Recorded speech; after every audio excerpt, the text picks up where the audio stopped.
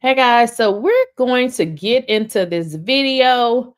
We are live on Facebook, we are live on YouTube, we are live on Kick, we are live on Twitch. Now, it's a lot of stuff been going on with this Donald Trump, um, the person that you guys elected. Now, Donald Trump has been working very hard to sway voting and to make things go his way. Now, for everybody that voted for Donald Trump, I just want to ask you one thing, and this doesn't have anything to do with Democrat or Republican, because I think that you should vote for whatever your interests are.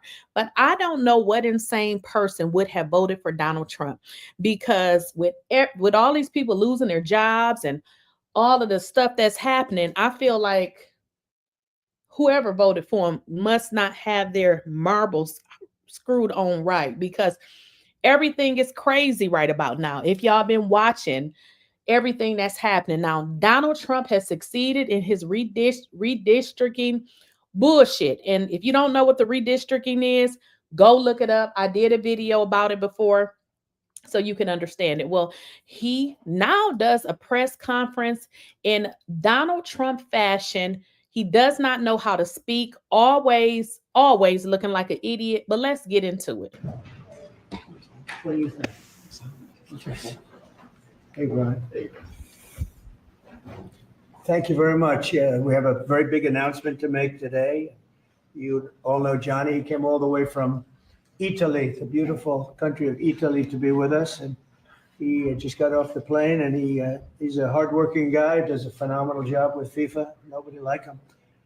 I'm delighted to welcome FIFA President Gianni Infantino back to the White House for a major announcement about one of the most anticipated competitions in all of sports, the 2026, and this is a big deal, I'll tell you, I was so happy to get it, the 2026 FIFA World Cup. And it's going to be the World Cup as we know it.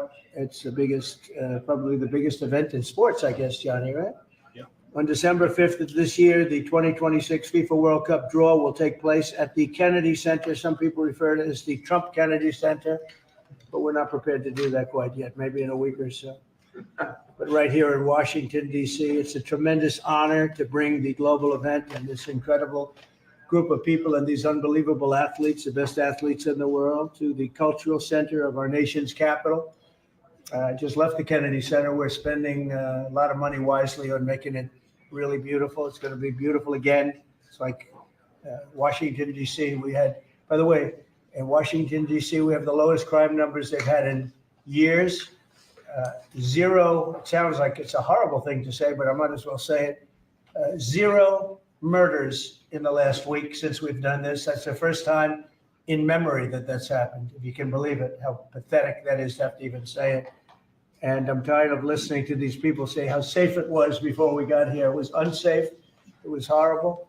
And Mayor Bowser better get her act straight, or she won't be mayor very long, because we'll take it over with the federal government, run it like it's supposed to be run. The numbers were horrible. It was a crime-infested rat hole.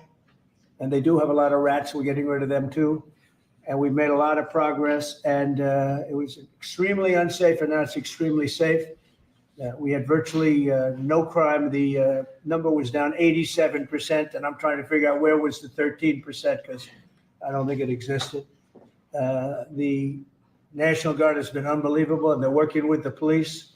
And they have some very good people in there. They have some people that shouldn't be police, actually, but they have some great people there. And the Washington, D.C. is a whole different place. And Johnny, I'm sure you'll be happy to hear that too, actually. Oh, yes. But it's a whole different place. People are excited again. They're going out to restaurants again. That was the other thing I saw numbers, that restaurant business is down in the last week. I know. Restaurant business, you can't get into a restaurant. Just really lying people.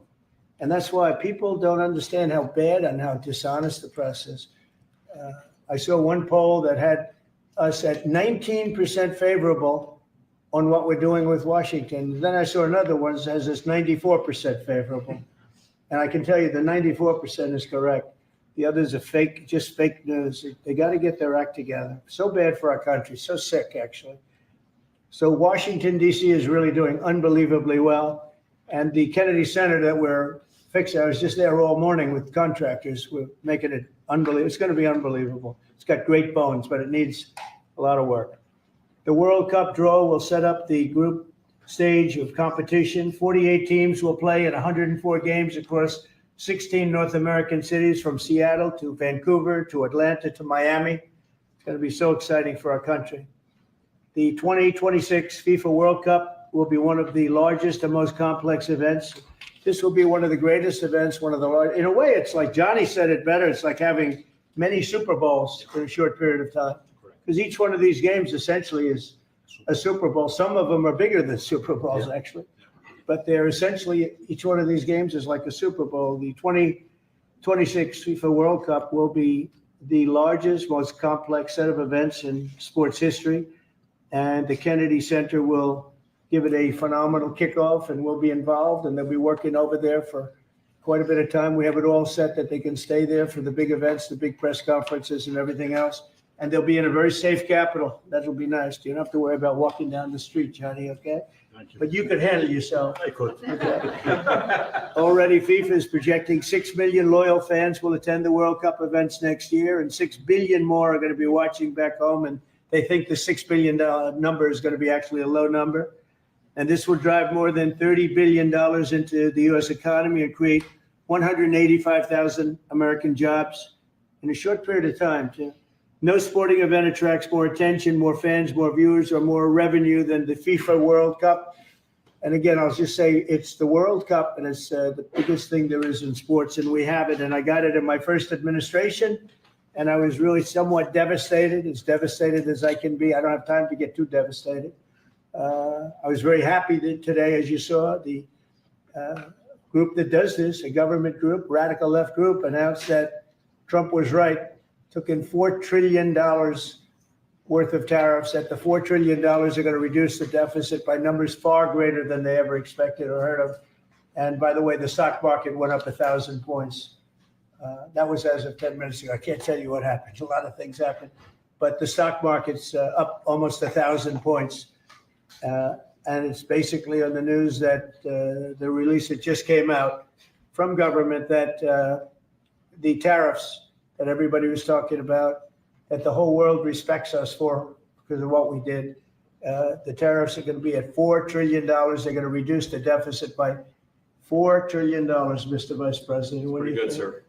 Too bad it's not 5, right? That's right. It's had a huge impact, and the stock market is way up.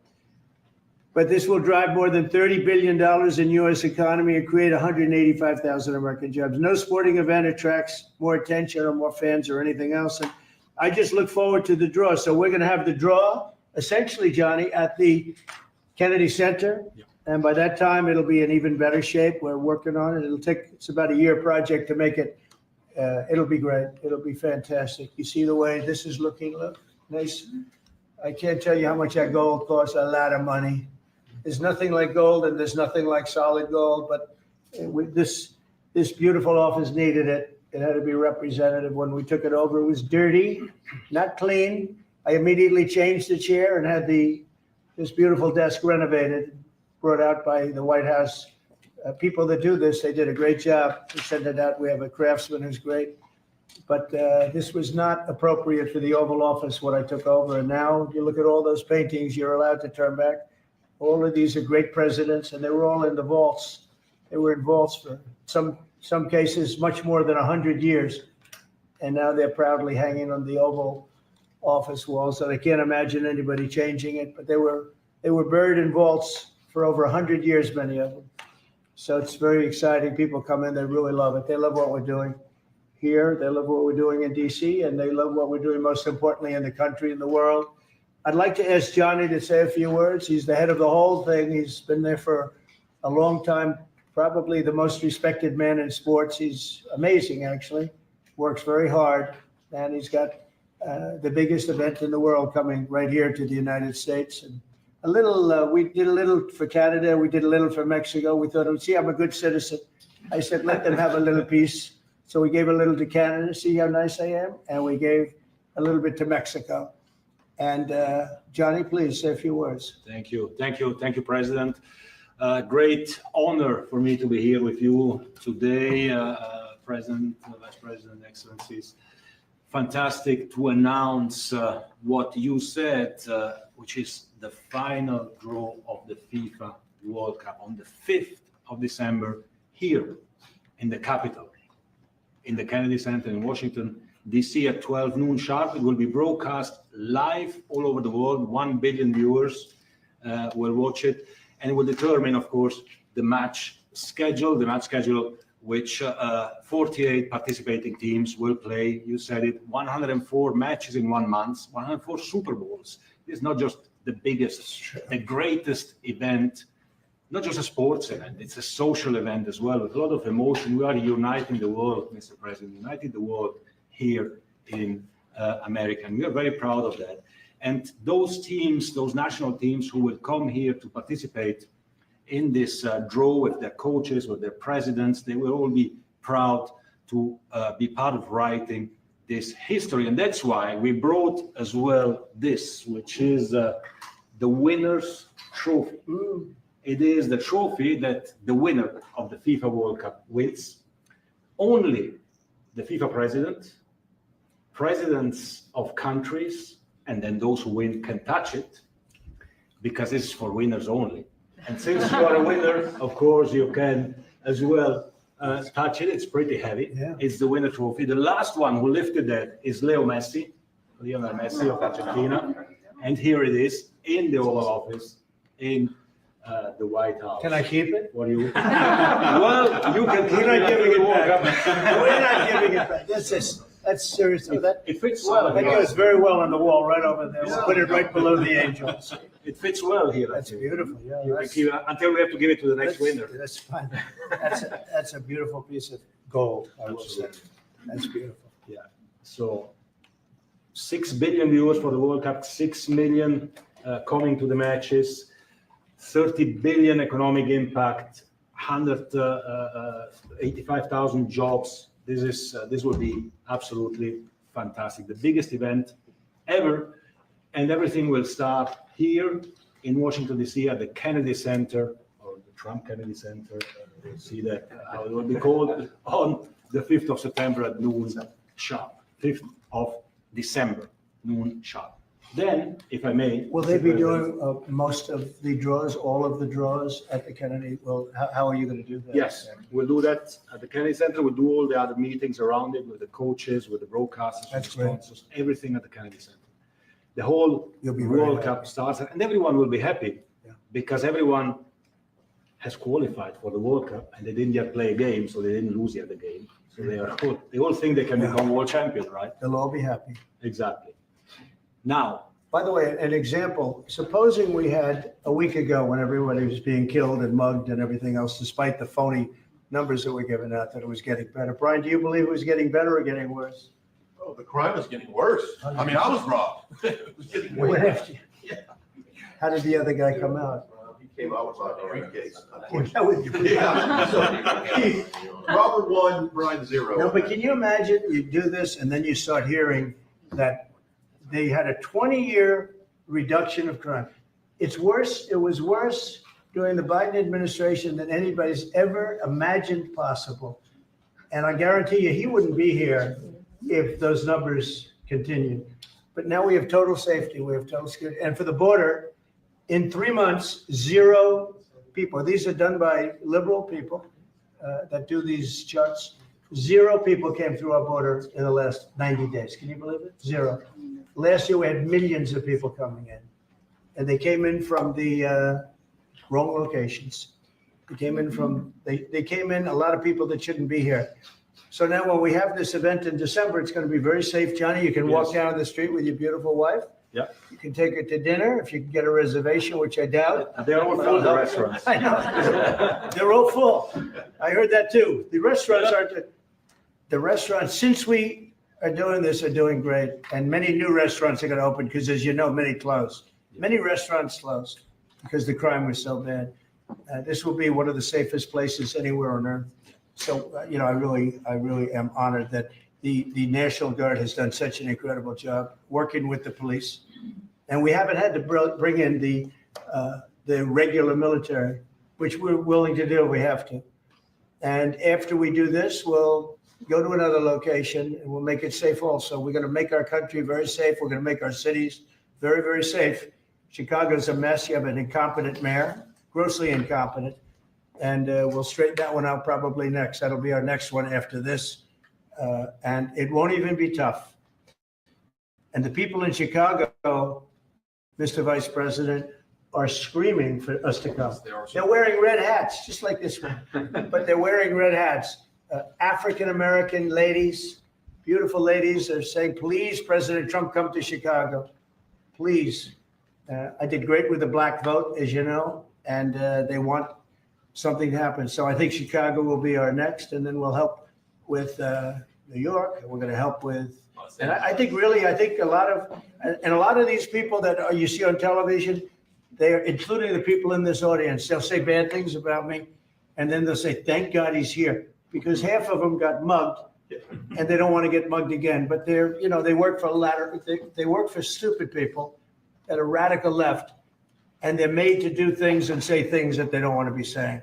But the people right here are all happy because you're not going to be mugged in Washington, D.C. anymore. I just want to say Johnny's been my friend for a long time. He's an incredible guy, and we will lay out the red carpet. Andrew, you're going to be fantastic. Rick is going to be everything Rick ever touched has always worked out, and he's working with me on the Kennedy Center. And his very good friend was an actor on Broadway for 5 years, right? And I assume he's helping us a little bit, right? Yes. And Andrew, you're all excited about it? Absolutely. Would you like to say something? This is a great opportunity, Mr. President, to show off the first 250 years of the United States of America, the greatness, and then the hope and promise of the next 250 years. When you think this World Cup is going to be over our 250th birthday, Mr. President, your leadership, obviously, with FIFA leading the way. This is the largest sporting event in the history of the world under the Trump administration. So very excited. I just want to say one thing. Andrew Giuliani, so his father is Rudy, the greatest mayor in the history of New York, I think by far.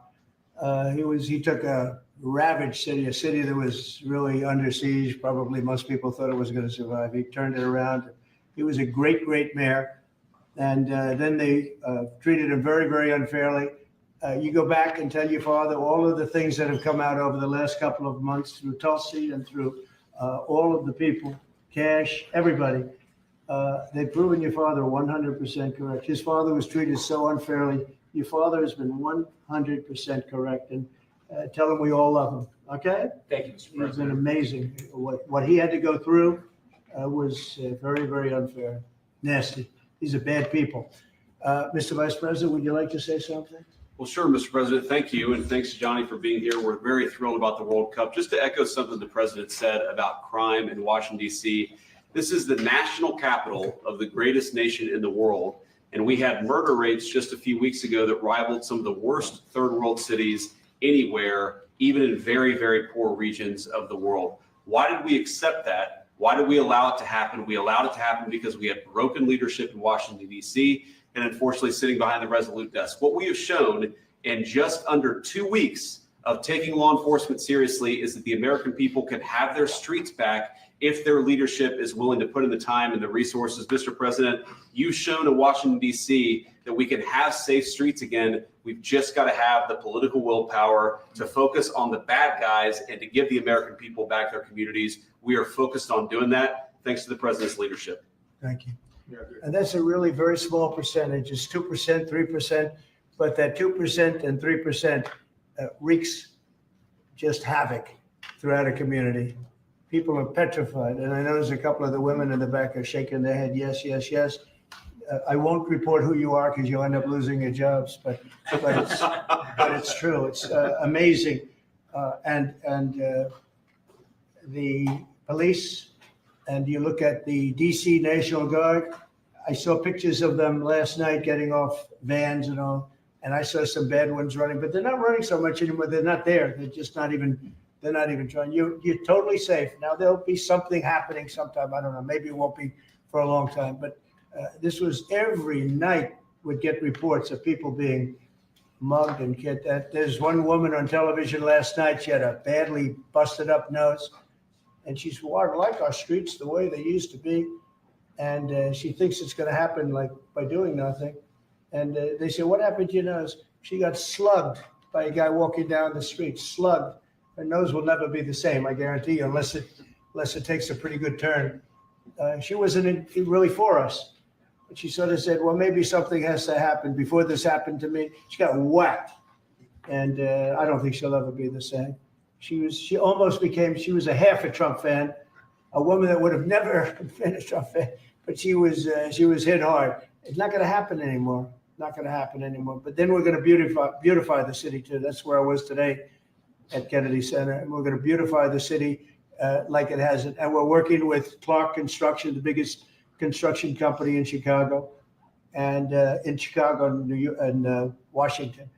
And the head of Clark is great. He's all over the world, actually. But Washington, I would say, is their home. That's where they do the best work, the biggest work.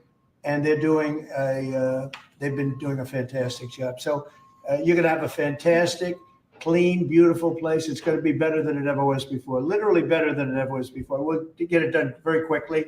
And I want to thank Clark because they're doing a lot of work in a lot of different locations, but they've been fantastic for getting us the right contractors and the people that can really do the job right.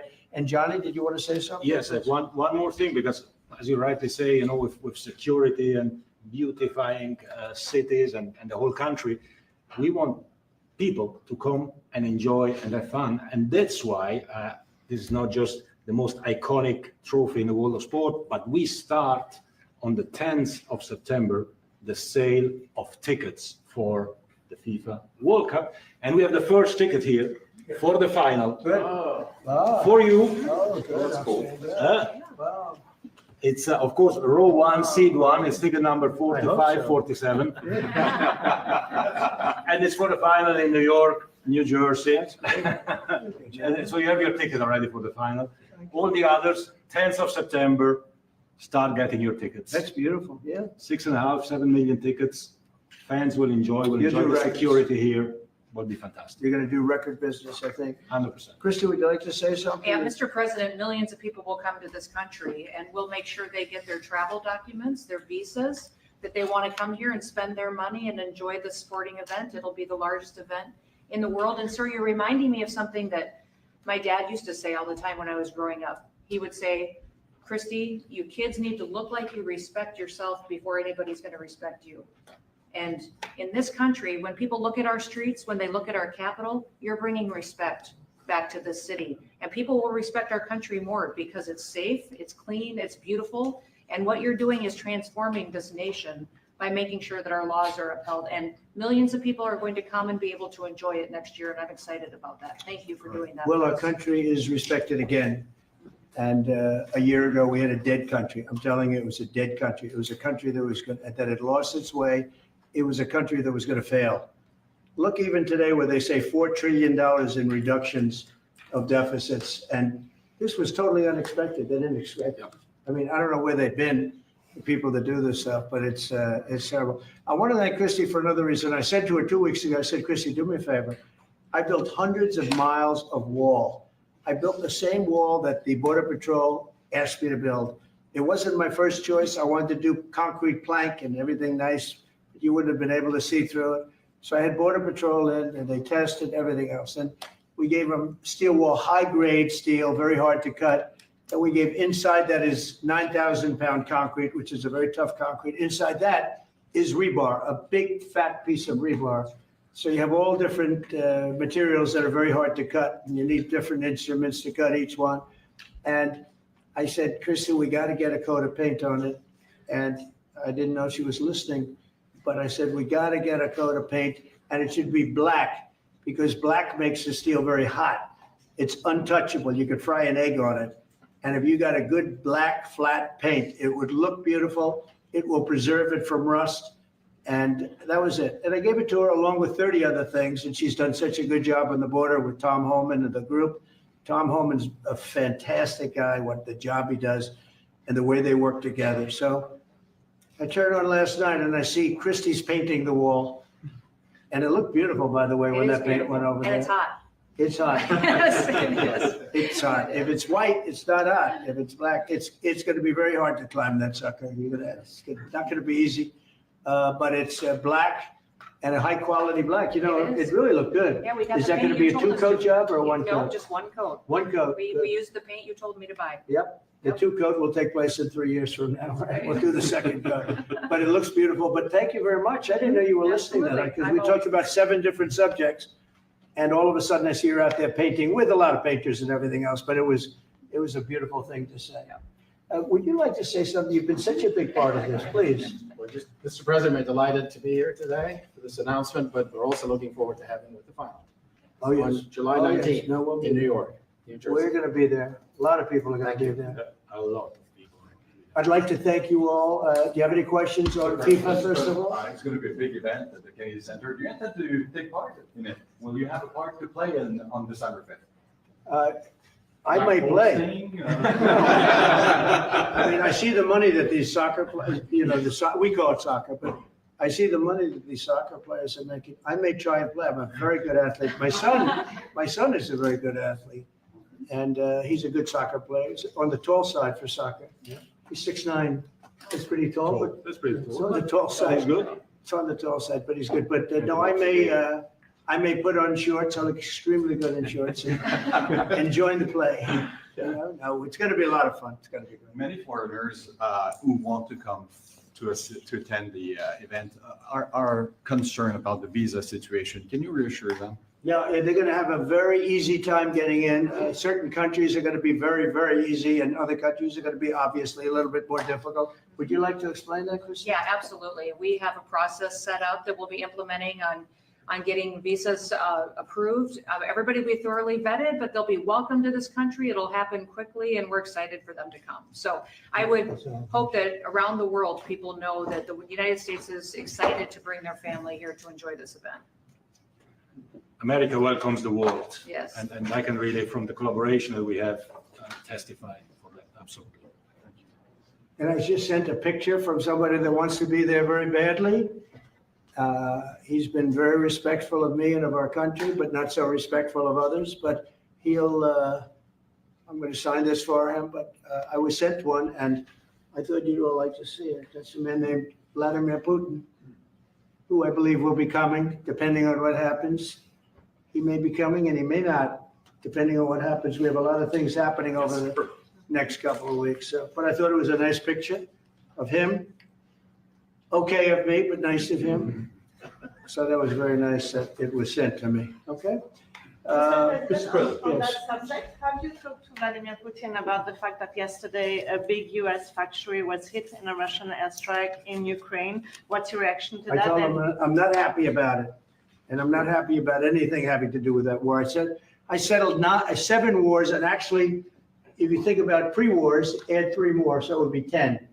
I thought this would be in the middle of the pack in terms of difficulty. No, I'm not happy about anything about that war. Nothing. Not happy at all. We'll see what happens. I think over the next 2 weeks, we're going to find out which way it's going to go. And I better be very happy. Mr. President, I had a very good call with Prime Minister Carney of Canada yesterday morning. Yes.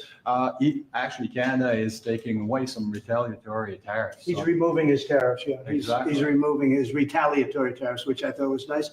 And we're going to have another call soon. Yeah, we had a very good call. You're getting closer towards an Well, I agreement like him. on trade? I like them. You know, look, I'm fighting for the United States. Canada and Mexico take a lot of our business over the years, over 25, 30 years, especially during the Biden years. They took a lot of our business, and it's basically all coming back into the United States now. Well, hot as a pistol, and it's coming back in because of tariffs and the incentives we give. It's coming back, and it's impossible, I think, for another country to stop it. And we are working on something. We want to be very good to Canada.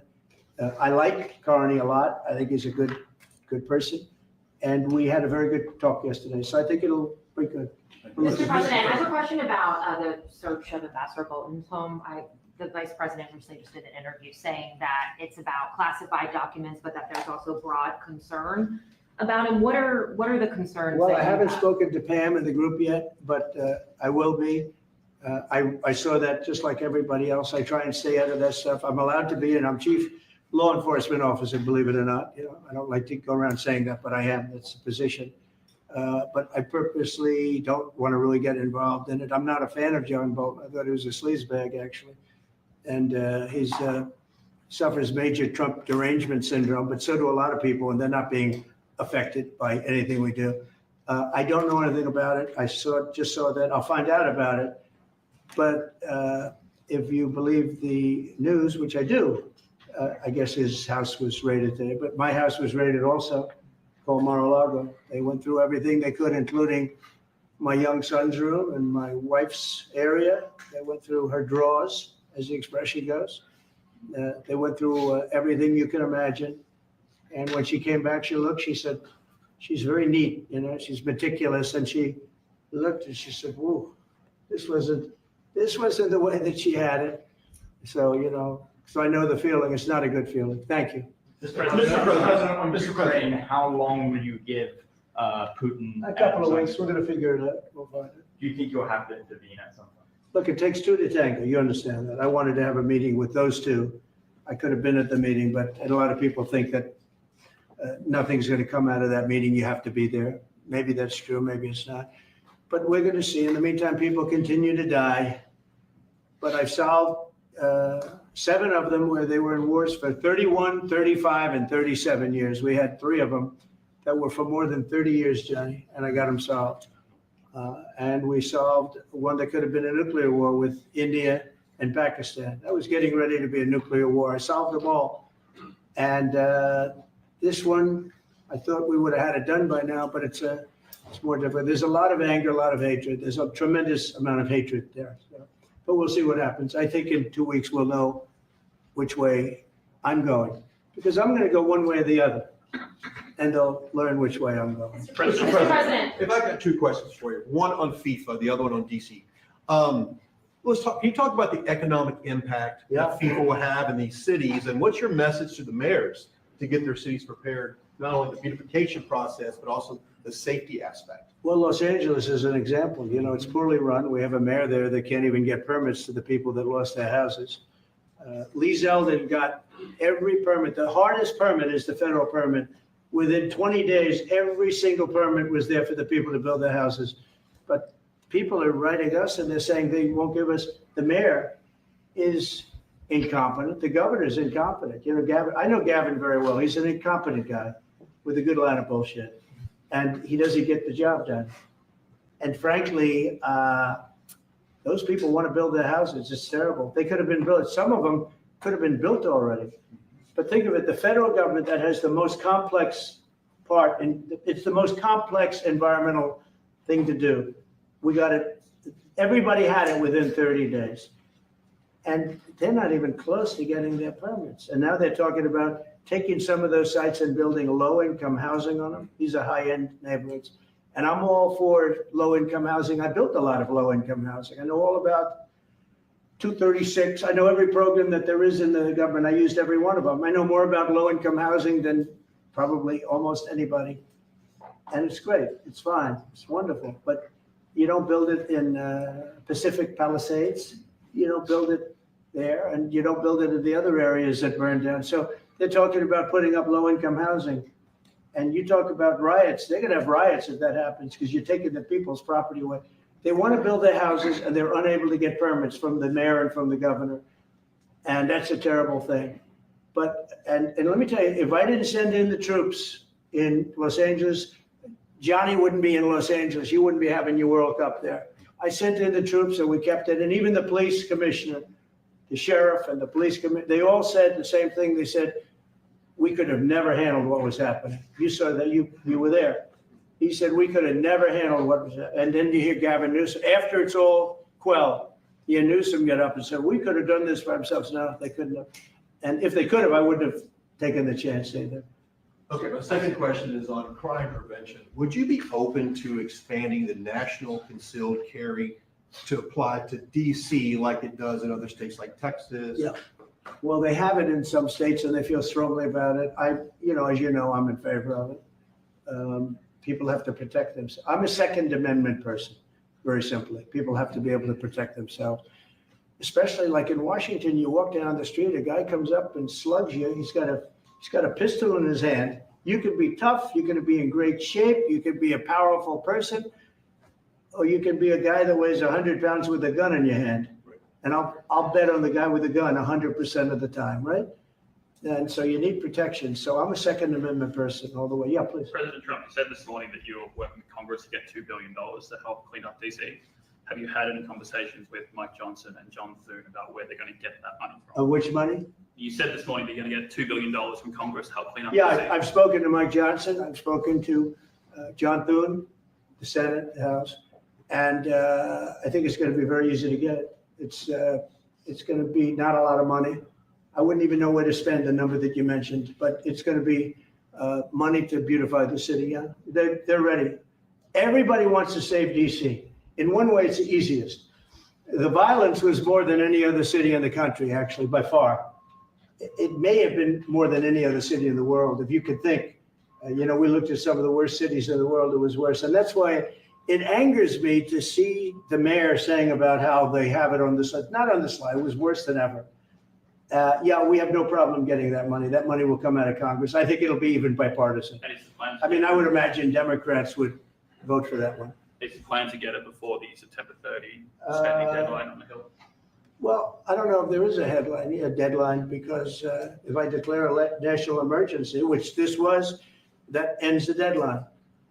So, I mean, I keep seeing about a 30-day deadline, of which we have 22 days left or something. But if I think we're in great shape here, that's one thing. But if I don't, I'm going to just say it's a national emergency. And if I have a national emergency, I can keep the troops there as long as I want. If people are not going to want to have the troops, and 30 days, it's one thing to get them out. It's another thing to keep them out for a long period of time.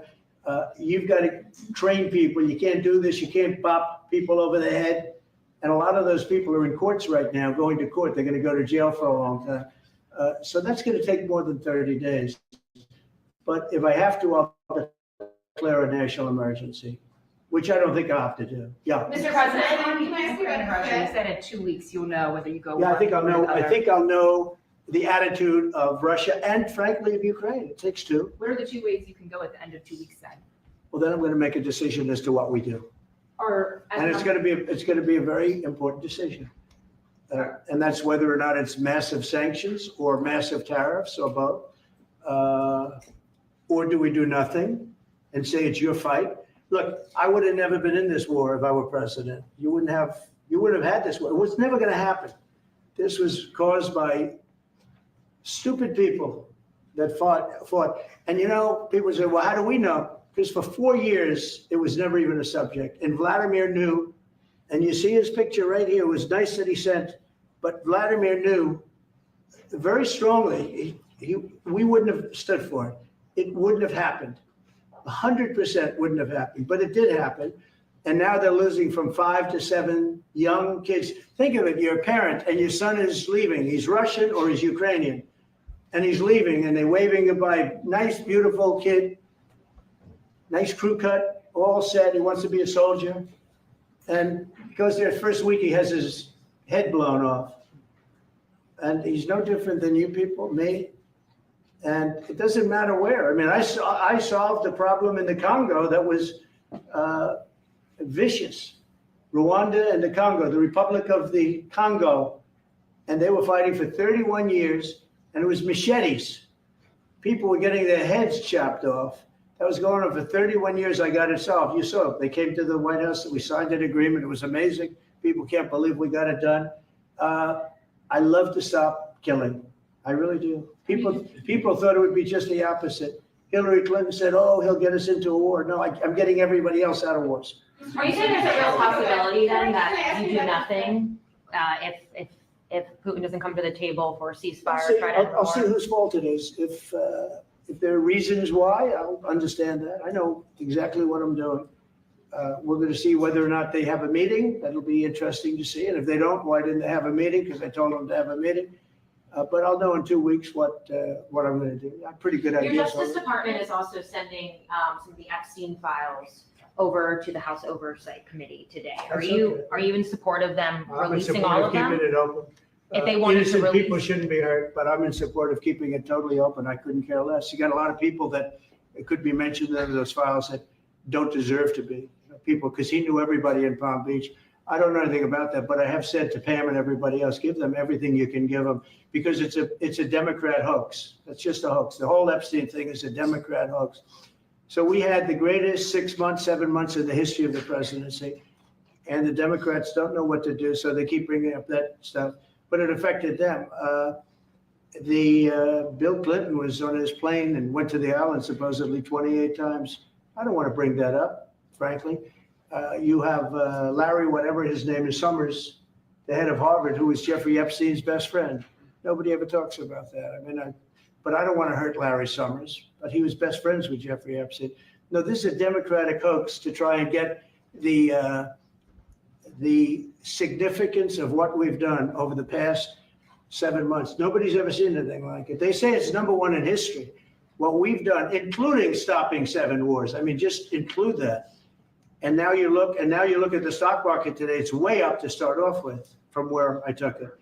And this market was going to crash. If Joe Biden or Kamala were president, this market we would have had a crash like in 1929. You're not going to have that. It's only a question of how high is it going to go. You know, I had the strongest economy in the history of our country. And despite COVID, we had the strongest economy in the history of our country. And we're going to blow it away this time. I was always good at making a lot of money. And whether it was for myself or whether it was, I like doing it this way better. I mean, I like making it for the country. Our country's been ripped off by friend and foe, nations all over the world ripped off. And the friends have been much worse than the foes for the most part. And they're not ripping us off. We just signed a deal with the European Union. They're paying us essentially $950 billion, like a signing fee. They're going to buy $750 billion worth of energy. They weren't buying much of our energy there. And they're very smart in doing it. And as you know, Ursula was here a couple of days ago having to do with the people, the leaders that we had a great, people said they've never seen anything like it. Well, we had the leaders of Europe right here in the Oval Office. And she's so happy that she has an agreement. But people aren't ripping us anymore. We're run by, this country is run by smart people now. Mr. President, in Israel. Two questions. One is about Intel. There have been reports that you're considering taking a stake in Intel. Can you tell us About the 10%? About the 10%. Yeah, I met a man. He was a very nice man. And I called for his removal because I saw something by a man named Tom Cotton, a senator from Arkansas. He's a great guy, friend of mine, supporter of mine, big supporter. I'm a supporter of his too. And he wrote a pretty nasty story about the head of Intel. And I said, well, if that's right, he should resign. And he came in, he saw me, we talked for a while. I liked him a lot. I thought he was very good. I thought he was somewhat a victim, but you know, nobody's a total victim, I guess. And I said, you know what? I think the United States should be given 10% of Intel. And he said, I would consider that. I said, well, I'd like you to do that because Intel has been left behind, as you know, compared to Jensen and some of our friends, NVIDIA, some of the people and the people in, because Intel should have never been. Intel was the biggest, most powerful chip company in the world. And then they started leaving and they started going to foreign countries, in particular Taiwan. And if we had a president that would have said, okay, you can go to Taiwan, but we're going to put a 100% tariff or a 200 or 300 or a 500% tariff, anybody that sells into the United States has to pay. They wouldn't have left. They would have never left, and we wouldn't have. So in the meantime, we had people that were, in some cases, good politicians that weren't good on trade. I loved that man, but he was not good on trade. I totally disagreed. He allowed the car industry to be taken out of this country. We lost 50% of our car industry. But that's all coming back. It's all coming back. But if somebody would have said that with Intel, would be a giant right now. Now, with that, they've had some bad management over the years, and they got lost. And I said, I think you should pay us 10% of your company. And they said, yes. That's about $10 billion. I don't get it. This comes to the United States of America. And I said, I think it would be good having the United States as your partner. He agreed. And they've agreed to do it. And I think it's a great deal for them. And I think it's a great deal. He walked in wanting to keep his job, and he ended up giving us $10 billion for the United States. So we picked up $10 billion. And we do a lot of deals like that. I'll do more of them. If somebody has, like we have restrictive covenants with Jensen. We have it's NVIDIA, and to unrestrict the covenant. Nothing to do with losing our powers or military or anything, because that I wouldn't do. But there are things you can do that don't affect us, that actually help us. And if we're going to give somebody a free out, a restricted covenant, we have a strong restrictive covenant on certain industries. And I will absolutely give somebody a opening on a restrict to do a lot of business, which is good for us, as long as it doesn't hurt us in a security or military way. And if I do that, I think the country should be paid, because anybody else, I have it in real estate where I'll have a deal with somebody and I'll have them restrictive covenant. Then they'll come back and they'll say, I'd love to be able to build over here, but I'm not allowed to because you have me covered. You have me restricted. I say, I'll let you build over there, but pay me a lot of money. No different. But the country never did it because the country was run by foolish people. You said Chicago might be next. Are you making, have there been concrete steps that the administration is taking to do that? Or what are other cities? I haven't spoken to them. He's grossly incompetent. I haven't spoken to them. No, when we're ready, we'll go ahead and we'll straighten out Chicago, just like we did DC. Chicago is very dangerous, great place. I built great stuff there. I have the most beautiful building in Chicago, I think. But I hate to see what's happened to Chicago. Chicago was our greatest city, actually. Bob Tisch, a great friend of mine, passed away. He used to own the Giants and very successful Lowe's.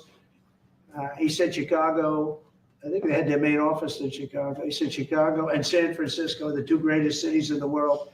Now you look at what the Democrats have done to San Francisco. They've destroyed it. I own a big chunk of the Bank of America building in San Francisco.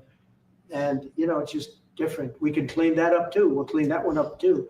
You know, if everything works out, and we've already had calls from other cities, quiet calls from Democrats. We'd love you to come here because they've lost control of their cities. I'm not going to say because I don't want them to lose their elections. But we've had calls from Democrats and calls from people generally.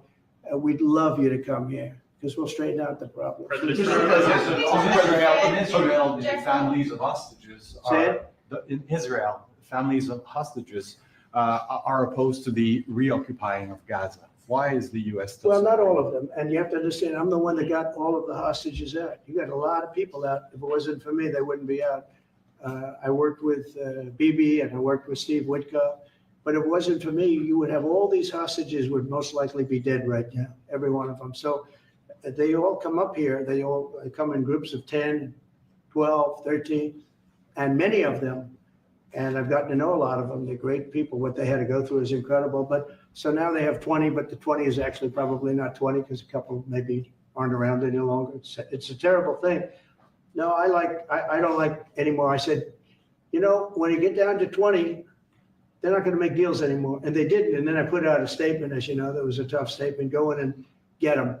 And they said, we'll give you 10, we'll give you 10. I don't know what Israel's doing, but they were willing now immediately to give us another 10. The situation has to end.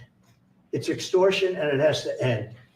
And we'll see what happens. I actually think they're safer in many ways if you went in and you really went in fast and you did it.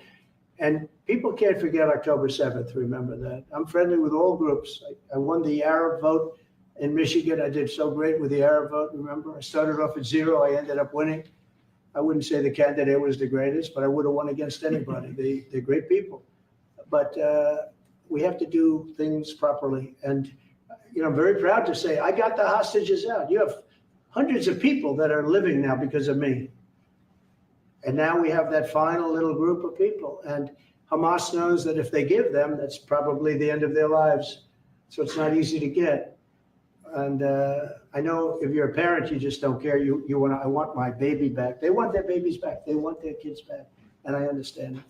But I got them out and did a good job. And we're doing everything we can to get the hostages out. Thank you all very much. Yes. So Jackson Hole, Jay Powell today said, he suggested that they might cut interest rates, but they weren't proceeding. Well, we call him too late for a reason. He should have cut him a year ago. He's too late. You know, we have a stock market that's up 1,000 points today.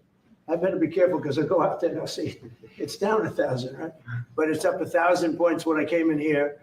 We have a country that the market's the hottest it's ever been. The country's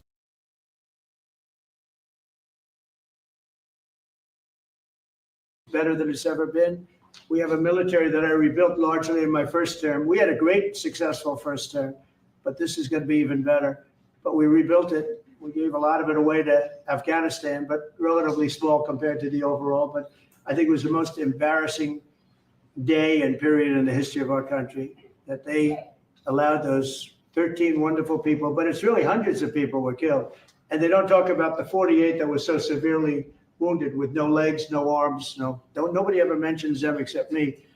But that was the worst day, the most, it just showed how incompetent. Frankly, if that didn't happen, I really believe that you might not have had the problem with Russia. I think Putin was sitting there watching these stupid people running our country and said, this is a time to invade.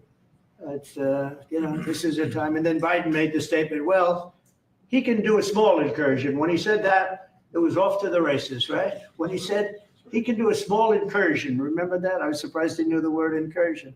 I didn't think he had that good of a vocabulary. I want to thank everybody. It's very important to me and to everybody up here, the World Cup. And Johnny has been so incredible. I mean, he's really a great leader. I mean, to think, I said, Johnny, do it by phone. You don't have to come. No, he said, I'll come. And he flew all night long to be here and listen to this about how great we're doing in DC. But he's a fantastic leader. And this will be your most successful World Cup ever. Thank you, Jim. Thank you. America. Can we win it, Mr. President? I don't know. That's I watch some of those teams go around. They go down that field. I don't know. But let me ask you, what chance does America have of winning? Well, the home team always has a good chance to win. It depends See, how it it's good starts. diplomat. No, but it has some good We have a players. shot. Yeah, of course. Basically, y'all, this was supposed to have been an update with regards to the Epstein files. Now, I wanted to pretty much play the press conference because this man talked about absolutely nothing. All he did was blabble on about absolutely nothing. He said absolutely nothing. He fanned out with a picture of Putin, went on about Putin. This is really becoming a problem. Donald Trump clearly has a mental problem, but the bad part about it is this is the man that they elected to be the president. He not helping the people. He not doing shit. If y'all go and see what he's doing now, he's looking at a large number of people who has visas to see whose visa he can revoke while people are starving. They done lost their jobs, and all this idiot is doing is finding a way to put more money